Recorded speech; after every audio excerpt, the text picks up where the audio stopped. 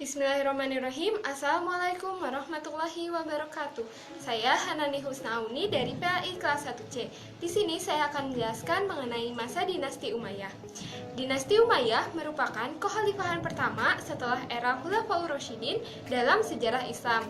Nama dinasti ini diambil dari Umayyah bin Abdu Asyam atau Muawiyah bin Abu Sufyan alias Muawiyah I, salah seorang sahabat Nabi Muhammad yang menjadi pemimpin pada tahun 661 sampai 680 Masehi. Secara garis besar, kekhalifahan dinasti Umayyah ini terbagi atas dua periode utama.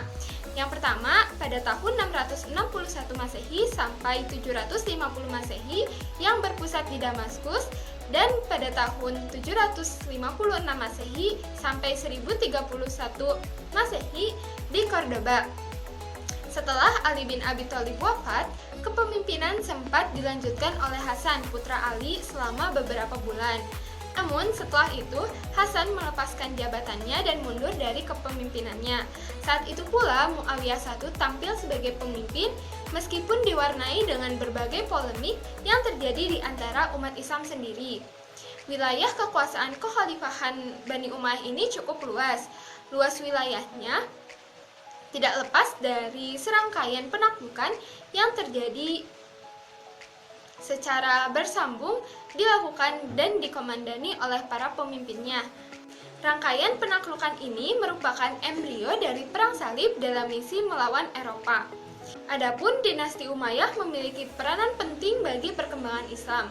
Dibangunnya rumah sakit, Masjid Al-Amawi di Damaskus, Masjid Al-Aqsa di Yerusalem, dan perluasan Masjid Nabawi di Madinah merupakan sejarah penting dari peran dinasti Umayyah. Ketika Umar bin Abdul Aziz menjadi khalifah, bidang keilmuan menjadi prioritas utama. Pengarsipan hadis, pengembangan bahasa Arab, ilmu qiraah, fikih, dan karya tulis ataupun produk ilmiah berkembang pesat pada masa itu. Kekhalifahan Umayyah di Cordoba berlangsung cukup lama, namun keruntuhan mulai terlihat pada awal abad ke-9. Mulai muncul intrik dan pergolakan di kalangan sendiri. Pada 1031, Hisham III selaku khalifah di Cordoba pada saat itu mengundurkan diri dari jabatannya. Karena itulah terjadi krisis pemerintahan. Tidak adanya pemimpin yang mumpuni membuat Dewan Menteri terpaksa menghapus jabatan khalifah.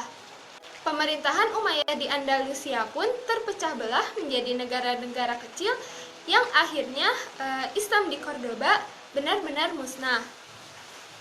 Selanjutnya masa dinasti Abbasiyah. Kekuasaan dinasti Abbasiyah berlangsung selama 5 abad, terhitung sejak tahun 750 Masehi sampai 1258 Masehi, melanjutkan kekuasaan Bani Abbasiyah. Abu al-Abbas atau Safah menjadi pendiri dinasti Arab Islam terbesar ketiga setelah Khulafaur Rasyidin dan dinasti Umayyah. Pada tahun 750 Masehi, Abu al-Abbas mendeklarasikan dirinya sebagai khalifah pertama dinasti Abbasiyah. Ketika Abbas menjabat khalifah, dia diberi gelar Al-Safah yang berarti penumpah atau peminum darah. Sebutan tersebut diberikan karena dia mengeluarkan dekrit kepada gubernurnya yang berisi perintah untuk membunuh tokoh-tokoh Umayyah. Bukan hanya itu saja, Al-Safah juga melakukan perbuatan keji dengan menggali kuburan para khalifah dan tulang-tulangnya dibakar. Saat itu, dinasti Abbasiyah berhasil menundukkan semua wilayah dan penyebaran wilayah Islam saat itu sangat berkembang dan luas. Ketika Bani Abbasiyah berkuasa, beberapa daerah yang ditaklukkannya kemudian dikembangkan menjadi pusat-pusat peradaban Islam seperti Baghdad, Isfahan, Tabaristan, Gosranah, Halab, Bukhara, Cordova, Valencia, dan Murcia. Semua wilayah itu dijadikan pusat-pusat perkembangan peradaban Islam. Sejarah peradaban dinasti Abbasiyah ini adalah salah satu peradaban yang banyak membuat penemuan dan kemajuan baru di bidang ilmu pengetahuan. bangunan tempat ibadah dan pendidikan. Runtuhnya Kekhalifahan Abbasiyah dipengaruhi oleh beberapa faktor, yaitu persaingan antar bangsa, kemerosotan ekonomi, perang salib, serangan bangsa Mongol, dan jatuhnya Baghdad. Selanjutnya, sejarah peradaban Islam di Andalusia. Daerah Andalusia pertama kali dipanggil dengan nama Iberia. Sewaktu bangsa Romawi menduduki daerah itu, berganti menjadi Asbania. Ketika Muslim menduduki daerah itu, mereka menyebutnya dengan Andalus. Di akhir abad keempat, Andalusia dikuasai oleh bangsa Gotik. Para penguasa menekan suku Vandal agar tidak merusak stabilitas kawasan dan wilayah lain. Pada tahun 711 Masehi, kaum muslimin telah menyelesaikan penaklukan seluruh kawasan Afrika bagian utara. Mereka menaklukkan Mesir, Libya, Tunisia, Aljazair, dan Maroko. Keputusan penaklukan Islam terhadap Andalusia dipimpin oleh Musa bin Musair, setelah itu Tariq bin Ziyad. Perkembangan Islam di Andalusia terbagi menjadi 6 periode, berawal dari Bani Umayyah di Damaskus, lalu keamiran yang 5 tertinggi amir. Pertama yaitu Abdurrahman ad-Dokhil, periode selanjutnya yaitu Muluk at-Tawif. Islam Andalusia dibagi menjadi negara-negara kecil, selanjutnya periode dinasti Murabitun dan Al-Mujahidin, dan yang terakhir dinasti Bani Ahmar. Runtuhnya Islam di Andalusia terjadi karena beberapa faktor, yaitu konflik Islam dengan Kristen, tak adanya ideologi pemersatu, kesulitan ekonomi, dan tak jelasnya sistem peralihan kekuasaan. Selanjutnya, peradaban Islam masa dinasti-dinasti kecil. Yang pertama ada dinasti Idrisiyah. Dinasti Idrisiyah didirikan pada tahun 172 Hijriah atau 789 Masehi. Dinasti Idrisiyah merupakan dinasti pertama yang beraliran Syiah. Nama dinasti Idrisiyah diambil dari nama pendirinya, yaitu Idris bin Abdullah bin Al-Hasan. Masa kemajuan dan perkembangan yang stabil terjadi pada masa pemerintahan Idris I sampai masa kepemimpinan Yahya I. Keberhasilan yang telah dicapai pada masa itu adalah penyebaran Islam ke belahan masyarakat dengan mudah. Selain itu, pertahanan dan keamanan pada masa itu cukup kuat, terbukti dengan adanya Idris dan pasukannya dapat menahan pasukan Romawi dan mempertahankan wilayahnya. Setelah Idris II wafat pada tahun 828, ia meninggalkan pemerintahan yang stabil. Faktor yang menyebabkan dinasti Idrisiyah mengalami kemunduran adalah kelemahan pemerintahan yang tidak dapat dipungkiri. Kematian Yahya II yang membuat keadaan pemerintahan cenderung anarki. Terjadinya gempa bumi pada tahun 881 yang menyebabkan kemiskinan merajalela, perdagangan berkurang, dan penyakit melanda di desa-desa. Yang kedua, dinasti Aghlabiyah. Dinasti Aghlabiyah didirikan oleh Ibrahim bin Aghlab yang diberi otonomi wilayah di Ifriqiya, yang sekarang disebut Tunisia, dan provinsi Tripoli, Libya, oleh Khalifah Harun al-Rasyid. Tujuan didirikannya ialah antara lain untuk meredam meluasnya kekuasaan Rustamiyah yang Khawarij agar tidak meluas ke timur. Pada akhir abad ke-9, dinasti Aghlabiyah mengalami kemunduran setelah masuknya propaganda Syiah oleh Abdullah al-Syiah atas perintah Ubaidillah al-Mahdi. Ditambah adanya kesenjangan sosial antara keluarga Aghlab dengan orang-orang. Yang ketiga ada dinasti Tuluniyah. Dinasti Tuluniyah adalah dinasti kecil pertama di Mesir yang mendapatkan hak otonom dari pemerintahan Abbasiyah di Baghdad. Dinasti Tuluniyah didirikan oleh Ahmad bin Tulun, seorang budak dari Asia Tengah yang dikirim oleh Panglima Thohir bin Al-Husain ke Baghdad sebagai persembahan untuk Khalifah Al-Ma'mun. Di Baghdad, Ahmad bin Tulun diangkat menjadi kepala pegawai istana. Pada masa Khalifah Al-Mu'taz, terjadi destabilitas politik di wilayah kekuasaan Abbasiyah. Prestasi pun terus diukir dan diraih oleh dinasti Tuluniyah. Salah satunya di bidang seni dan sastra. Di antaranya adalah pembangunan masjid yang sangat megah yang diberi nama Masjid Ahmad bin Tulun. Dibangunnya istana yang diberi nama Al-Humarwaihi, memiliki 100.000 prajurit yang sangat terlatih dan cakap dalam berperang. Dan dibangunnya banyak irigasi untuk menunjang pertanian di lembah Sungai Nil. Setelah Al-Humarwaihi wafat, terlihat adanya tanda-tanda kemunduran dari dinasti Tuluniyah. Hingga pada masa pemerintahan terakhir di bawah pimpinan Saiban bin Ahmad bin Tulun, muncul banyak sekte keagamaan yang berpusat di Gunung Syria. Ditambah datangnya serangan dari pasukan dinasti Abbasiyah untuk menaklukkan dinasti Tuluniyah.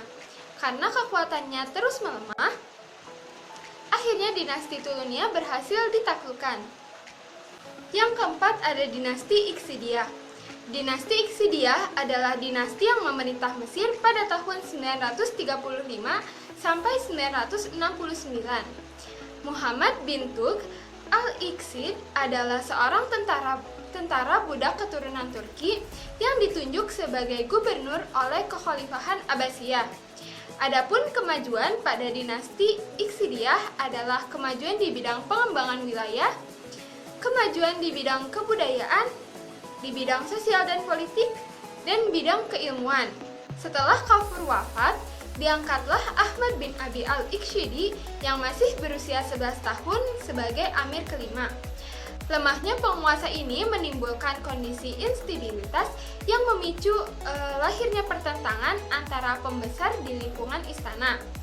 Suasana perebutan ambisi itu terus mewarnai istana, menyebabkan lemahnya dinasti ini di segala bidang. Dan akhirnya pada 358 Hijriah, di bawah Panglima Jauhar al-Sikili, tentara Fatimiyah masuk Fustat, menguasai Mesir dan mengumumkan akhir sejarah Daulah Iksidiyah. Yang kelima ada dinasti Hamdaniyah. Dinasti Hamdaniyah didirikan oleh Hamdan bin Hamdun, seorang amir dari suku Taglib. Wilayah kekuasaan dinasti Hamdaniyah terpusat di dua daerah yang cukup strategis, yaitu wilayah Mosul dan wilayah Haib. Pemerintahan Hamdaniyah di Haib terkenal sebagai pelindung kesusastraan Arab dan ilmu pengetahuan Islam yang sangat tinggi. Terdapat beberapa faktor yang mengakibatkan dinasti Hamdaniyah turun dari kekuasaannya, seperti hilangnya kepercayaan dan simpati masyarakat ketika pemerintahan Hamdaniyah tidak lagi bersikap adil terhadap kepentingan masyarakat di seluruh wilayah kekuasaannya. Hal itu menyebabkan wibawa dinasti Hamdaniyah jatuh. Faktor lainnya adalah kembali bangkitnya kekuasaan Bizantium yang ketika itu kembali melakukan ekspansi perluasan wilayah kekuasaannya. Faktor terakhir adalah penyerangan yang dilakukan kaum Fatimiyah menyebabkan pemimpin Hamdaniyah ketika itu, Said ad-Daulah, wafat.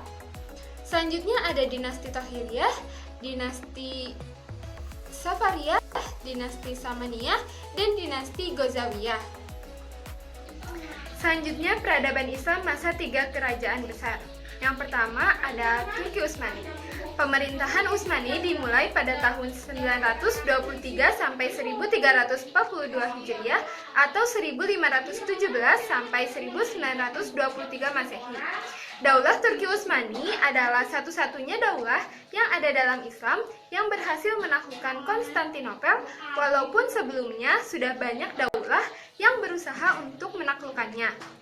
Pada awal pemerintahan ini telah berhasil melakukan ekspansi wilayah Islam terutama di kawasan Eropa Timur. Puncak kejayaan Turki Utsmani ada pada 3 orang sultan, yaitu Sultan Muhammad II atau biasa disebut Muhammad Al-Fatih, Sultan Salim I, dan Sultan Sulaiman I Al-Qanun. Masa kemunduran ini dimulai dari krisis suksesi sepeninggal Sultan Sulaiman pada tahun 1566 Masehi sampai sebelum Turki menjadi republik tahun 1923 Masehi di tangan Mustafa Kemal Atatürk. Di dalam negeri timbul pemberontakan seperti di Lebanon di bawah kepemimpinan Druz Amir, dan di Syria di bawah kepemimpinan Kurdi Jumbulat. Salah satu faktor yang menyebabkan kemunduran dan kehancuran Turki Utsmani ialah wilayah kekuasaannya yang luas, sehingga rumit menyusun administrasi negara, sementara penguasanya sangat berambisi memperluas wilayah, ikut perang terus-menerus, dan tidak ada waktu untuk mengurus administrasi negara. Yang kedua ada Daulah Safawiyah. Daulah Safawiyah yang pada mulanya merupakan suatu aliran yang bersifat keagamaan berpaham Syiah. Kemudian akhirnya menjadi daulah besar yang sangat berjasa dalam memajukan peradaban Islam. Daulah Safawiyah berasal dari sebuah gerakan tarekat Safawiyah yang berdiri di Ardabil, sebuah kota di Azerbaijan, Iran.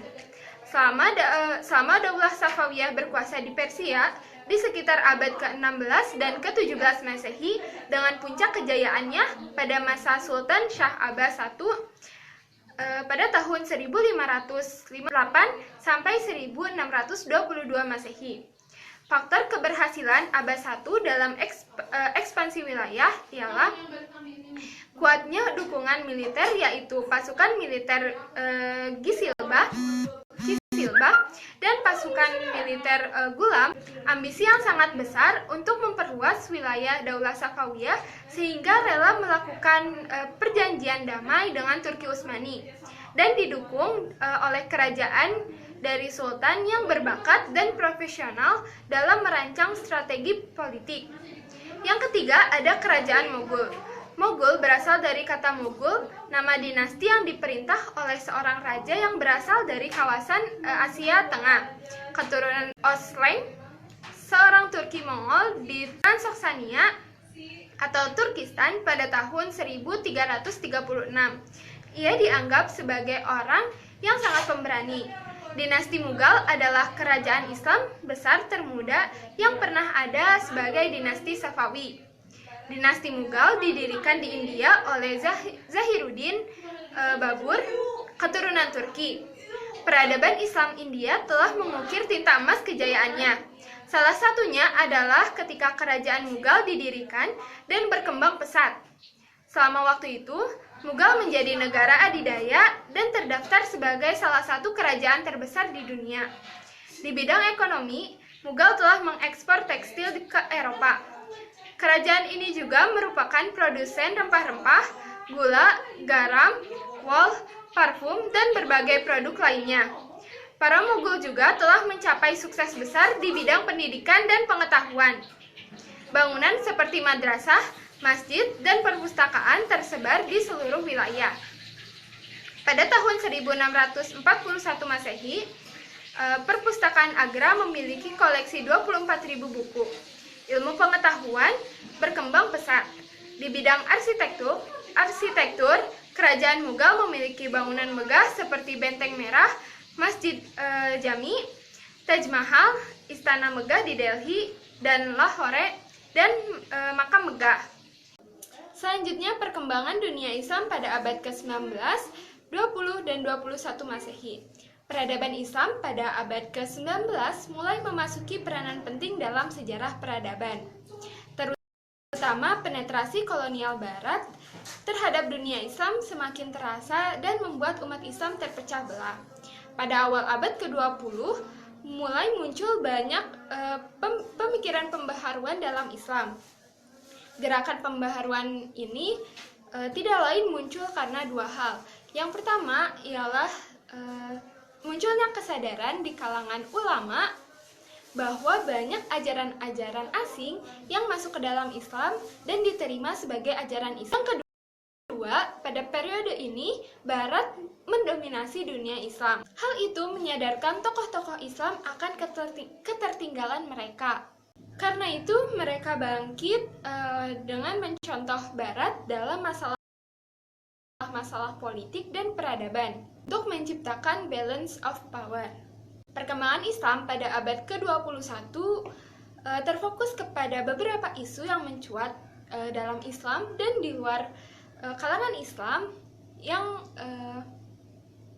terkait dengannya, seperti isu terorisme, ketegangan hubungan antara Islam dengan Barat, dominasi Barat atas Islam terutama dalam media informasi yang menjadi sarana dan perluasan Barat atas kebudayaan Barat. Umat Islam harus berusaha keras untuk bisa menghadapi abad 21 yang penuh dengan tantangan teknologi dan informasi global yang mengalir tidak seimbang. Selanjutnya, Islam di Indonesia. Proses masuknya agama Islam di Indonesia tidak luput dari faktor perdagangan yang dilakukan oleh bangsa dan negara lain. Bermula dari faktor perdagangan dan kemudian banyak penduduk lokal yang menikah, kemudian melahirkan akulturasi budaya antara pihak lokal dan pihak luar. Pada abad ke-15 merupakan era dakwah Islam yang disebarluaskan oleh Wali Songo atau tokoh sufi di Indonesia. Para wali songo memiliki sikap yang cocok terhadap kebudayaan lokal dengan melakukan akulturasi kebudayaan dan tradisi-tradisi setempat dan mengisinya dengan ajaran-ajaran Islam. Sehingga masyarakat tidak memandang ajaran Islam ini sebagai ancaman, melainkan sesuatu yang memiliki peran penting dalam transformasi kebudayaan. Saat ini, Indonesia menduduki peringkat pertama dengan presentasi penduduk muslim terbanyak di dunia. Perihal ini merupakan suatu kebanggaan bagi umat Islam di Indonesia karena kita memiliki saudara yang seiman dengan jumlah yang sangat banyak. Umat muslim yang berasal dari berbagai suku dan ras bersatu dalam satu naungan, yaitu agama Islam. Negara Indonesia dengan presentasi penduduk muslim terbanyak ini sama sekali tidak mengurangi rasa toleransi terhadap agama Islam. Banyak sekali hukum Islam yang sesungguhnya tidak diterapkan dalam negara ini guna untuk menciptakan kehidupan yang sesuai dengan masyarakat Indonesia.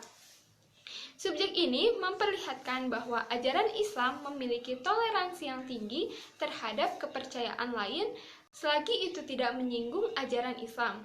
Oleh karena itu, berbanggalah kita sebagai umat muslim yang menjunjung tinggi rasa kemanusiaan yang diterapkan dalam kehidupan berbangsa dan bernegara. Cukup sekian dari saya, mohon maaf apabila ada kesalahan. Wassalamualaikum warahmatullahi wabarakatuh.